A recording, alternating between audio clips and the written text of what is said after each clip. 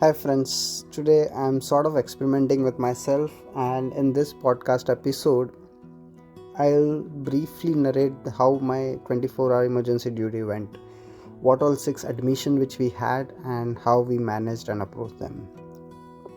So stay tuned. My name is Dr. Khanjan Shah. I'm pediatric intensivist practicing at Sneh Children Hospital, Ahmedabad. So, after completing morning routine and dropping my daughter to the school, and when we reached hospital and took handover from my colleague and partner Dr. Dhaval, the very first kid who had come was 7-8 year old child, and he is diabetic. Is diagnosed to have diabetic ketoacidosis. Is from Rajasthan, and as a parent, things which were got missed by parents for that child had features in form of he was not gaining weight and polyphagia, that he is eating too much and not gaining weight. He was drinking a lot of water and passing urines excessively, and 5-7 days back his health started to deteriorate, and he went to one hospital, and then to second, and then child was intubated at referral point and then referred to us in very critical condition, and that's what we have been fighting to save this child. So this first child, as a parent, or if you are a parent listening to this podcast, if your child is drinking a lot of water, is passing too much of urine, and is not gaining weight, make sure you check your sugar is checked. And as a pediatrician or doctor, any child who come with this feature, we usually check the sugar, and that's how it gets diagnosed. He's on ventilator and he's being managed as per protocol. Let's see how it goes. Problem with that is his neurologically there is severe dysfunction, and let's hope that the child comes out of from that. Now this was the first admission. We just could try to stabilize him, required fluids and insulin and stuff like that, and then we received the second child who's diagnosed to have infant and diagnosed to a neuroblastoma stage 4S. He's here for his third chemotherapy. He is otherwise fine. His last scan had shown regression in the tumor size, and Dr. Vaibhav Shah is looking after that child, and he's here for his chemotherapy. So chemotherapy protocols and the care is different, and that's what's being instituted. This child is stable, is admitted in room and under isolation. Now I go home in the afternoon after finishing the rounds. I go out there, take a rest as my health is little down with viral fever. Took meds, slept, and came back around 6 o'clock. Meanwhile, one more child got admitted, a 4-5 year old boy with a decreased oral intake and less urine. So mother was very particular about that child has not passed urine, is not taking orally well, and that's why the child got admitted. He is again in the room. Reports had shown viral fever sort of, and he is under treatment for the same.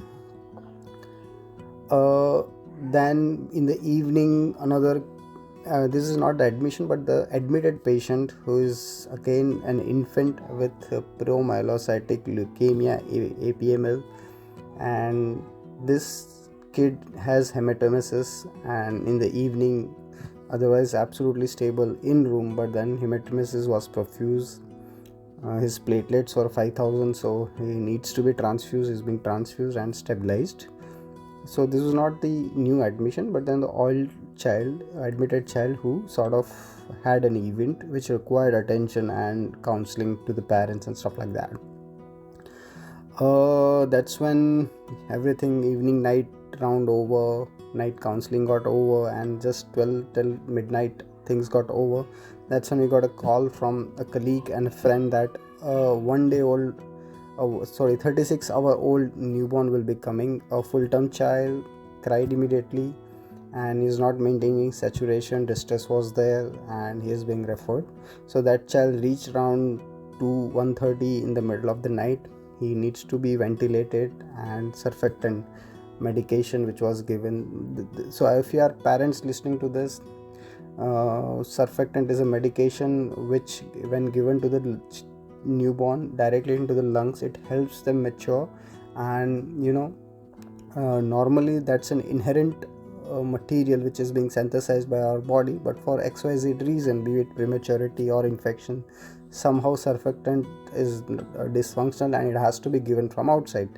So that was given, and then child overnight remained stable. His parameters have ventilator parameters have reduced, and let's hope that he is extubated today. Now again, when this child got stabilized around 2:30 3 a.m., and then another child came from a Modasa, just born child, 3-4 hours old, and he has sort of, you can say aplasia cutis sort of skin features, is born out of consanguinity, third degree consanguinity. And what is worrisome was that previous sib died at the age of 1 month with similar complaint. So parents are very much panicked, and they have come here for the evaluation and diagnosis and treatment. So again, this child got admitted, skin dressing and everything being done, and plan was to today call geneticist and dermat to look after and help us managing this child. And this is the 5th admission which I talked about. And 6th child, which came early morning, is of tuberculosis. He is diagnosed to have pulmonary tuberculosis and on treatment last 3 months. His fever went away, his appetite is good, but now he has a paraspinal swelling. Now it could be a cold abscess related to tuberculosis, but then the sonography which was done previously had shown that it looks like some vascular malformation. So angio is planned, and let's see what it turns out to be. And if it is an abscess, it needs to be drained, and if it is vascular malformation, then will be managed accordingly. So whole night and morning, this one child of Lee's disease, mitochondrial, she's sort of one mutation positive child. She's so cute. I made a reel of her, and she's here for her routine evaluation. She'll be meeting neurologist as well as the geneticist in coming days. So this is, and that's when 11:30 after 24 hours I'm going home. But this was the day where a lot of reading and counseling, most of the energy is required in counseling the parents. Like, it's difficult to explain them many times what exactly is happening, and we try our best to do that. Thank you so much. This is just, as I said, just an experimentation where I will be discussing about the cases which we come across, and that's how I'll be doing it. Apart from that, another 11 or 14 patients who are admitted, they are sort of stable. 2 kids for chemotherapy, viral illnesses, wheezing. One child surprisingly had a fever for 2 months, got hospitalized 2 days back, and is diagnosed to have SLE. Her DSDN is strongly positive. Nephrologist, rheumatologist, and everyone is involved on board, and she is under treatment and should recover.